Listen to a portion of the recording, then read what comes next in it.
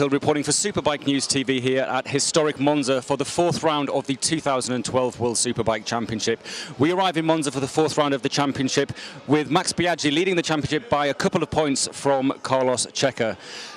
We're also here this weekend celebrating 25 years of FIM Superbike World Championship racing, and we're bringing you now some exclusive footage from the celebrations spanning the 25 years of a championship which started back in 1988 with the first ever Superbike World Champion, American Fred Merkle, riding for the Rumi Honda. Over the course of the weekend, we're going to be bringing you exclusive interviews and sort of insights into what the riders have been doing since they've walked away from the sport. Riders such as Pier Francesco Chili, Fred Merkle, of course. We will be bringing interviews with Fred. We're also going to be speaking, hopefully, if we get a chance, with the legend that is Troy Bayliss. Fabrizio Pirovano is also here this weekend. One rider that we happened to share a flight with was actually Sylvain Guintoli, and Sylvain is just to my left at the moment, so see whether or not we can maybe get a quick word with Sylvain before we actually walk you around here and see how many bikes you can remember from yesteryear. So let's just see if we can get a quick word with Sylvain. Sylvain, we've got to stop meeting like this. How was the flight? You enjoy your sleep this morning? Yeah, definitely. Yeah, especially after waking up at like 3 in the morning. Yeah, absolutely. So we're just saying we're here, obviously celebrating 25 years of the championship.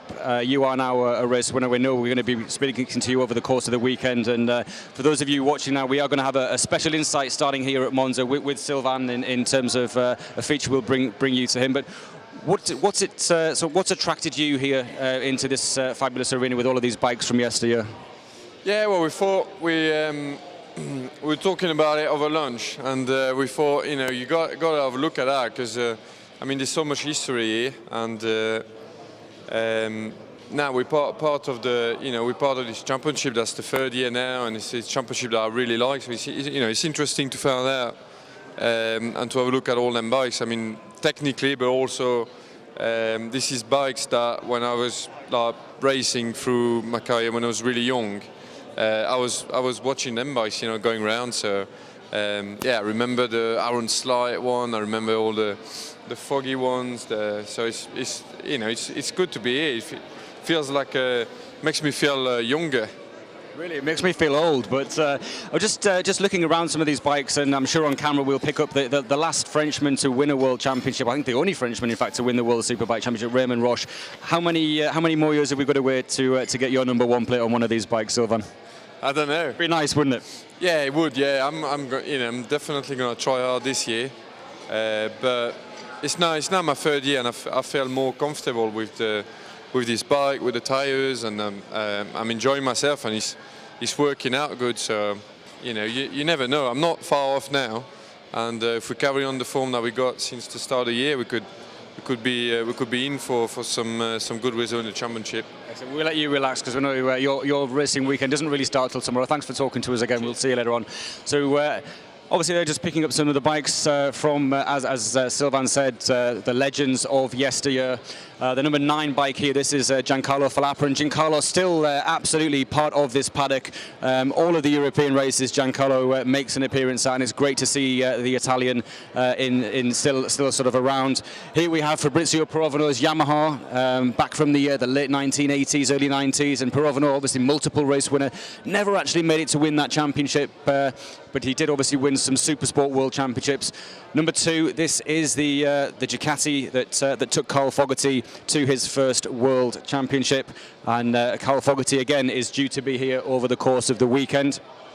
We keep moving around, and who can remember the year that the championship went down to the last round at Imola, the titanic battle that ran for the whole season between the Texas Tornado, Colin Edwards, and Troy Bayliss, and that was a championship not just at Imola to behold, but the whole of that season.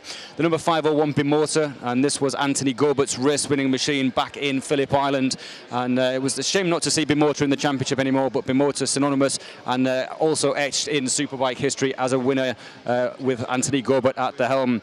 Aprilia first made its name, obviously, in the Superbike Championship with Nitro Nori Haga, and Haga, of course, now racing in BSB, but Nitro was certainly instrumental with the PlayStation Aprilia. And now we're looking, of course, at James Toseland, the last British rider to win the World Superbike Championship, the number 52 Fila Ducati. James heavily involved still in the sport to a degree with Sylvain Barrier, helping him in Superstock 1000s, but obviously James Toseland sort of moving away from the sport at the end of last year, or he's announcing his retirement at the end of last year.